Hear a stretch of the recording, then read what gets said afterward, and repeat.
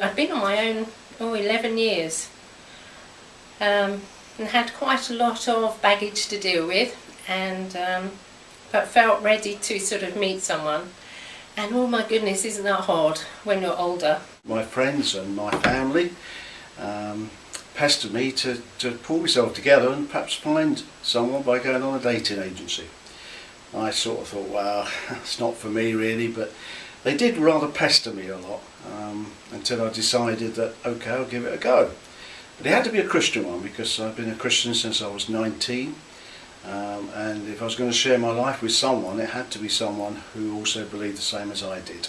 Somebody told me about Friends First, that they actually sent things to you, and there was a voice on the end of the phone if you needed some help. So I set off on that journey. I got an email from a lady in Worcester called Heather, and she basically was intrigued by my profile. So if you're writing a profile, tell the truth, but equally put stuff in there that others think, oh, that's interesting, and that might just be the spur for someone to get in touch with you. And we exchanged emails over a few months, I think, and then we eventually met and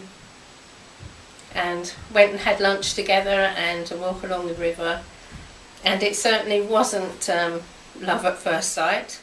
I think when you get older, it's more than just looks and things like that. It's more about the person inside, and that takes a bit longer to actually get to know. We were told it's best to always meet someone twice, because the first time you're so nervous you don't really come across too well, and the second time actually you're more relaxed. And I think it must have been about 3 or 4 weeks later, she did contact me, invited me over for dinner. So we had a nice meal. I can even still remember to this day what it was. It was shepherd's pie. Sat down in the front room to drink a cup of tea, and then she basically gave me a 2-hour grilling. You threw this question at me, really not that deep one. What do you think a good relationship looks like? Yeah. And I thought I could get away with a simplistic answer, but no. And it started off a 2-hour discussion. Yeah, it was good though. It was. It made me think, it made you think, and at the end of it we realised maybe there was something here we agreed on a lot of stuff there. Gradually, over the next few months, our relationship started to grow. We got to know each other, we got to understand each other. But more than anything, we began to realise we were actually starting to fall in love with each other. Had an amazing wedding day. It was such a glorious day, such full of joy. So many friends that had journeyed separately with us and now are journeying with us together. It was, just very, very special. Our relationship has deepened, our love has grown, in the sense that it feels strange for the other one not to be around. It's like part of us are missing. You're very privileged to have Friends First alongside you.